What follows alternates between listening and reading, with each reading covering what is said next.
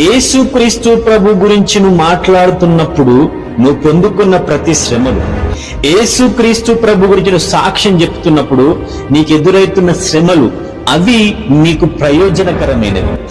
ఎందుకు నీకు ప్రయోజనకరమైనవి అనంటే, నువ్వు పడుతున్న ఆ శ్రమలు అంతకు ముందు యేసుక్రీస్తు ప్రభువు కూడా పొందుకున్నాడు కాబట్టి. అంటే ఎవరైతే దేవుని సువార్త ప్రకటిస్తూ శ్రమలు పొందుకుంటారో వాళ్ళు యేసుక్రీస్తు ప్రభు చూపిన మార్గంలో వాళ్ళు నడుస్తున్నారు అని అర్థం.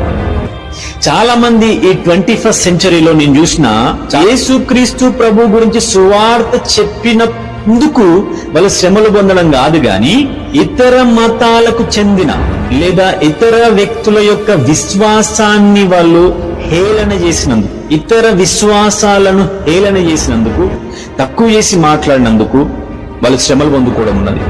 ఆ శ్రమలను బట్టి వాళ్ళు ఏదో మేము శ్రమలు పొందుకున్నామని యూట్యూబ్లలో వీడియోలు రికార్డ్ చేసి పెట్టి ఏమేమో చేయడానికి ప్రయత్నం చేస్తున్నారు. అది కాదు శ్రమలంటే.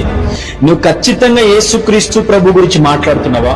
నువ్వు ఖచ్చితంగా యేసుక్రీస్తు ప్రభు యొక్క శ్రమలు, ఆయన శిలువ మరణం గురించి, ఆయన పునరుద్ధానం గురించి, నిత్య జీవం గురించి, పాపక్షమాపణ గురించి, ఆయన బలి అర్పణ గురించి మాట్లాడిన దాన్ని బట్టి, అద్భుతాలు చేసిన దాన్ని బట్టి నువ్వు నింద పాలవుతున్నావా? అయితే నువ్వు కరెక్ట్ వేలో ఉన్నావు అని అర్థం.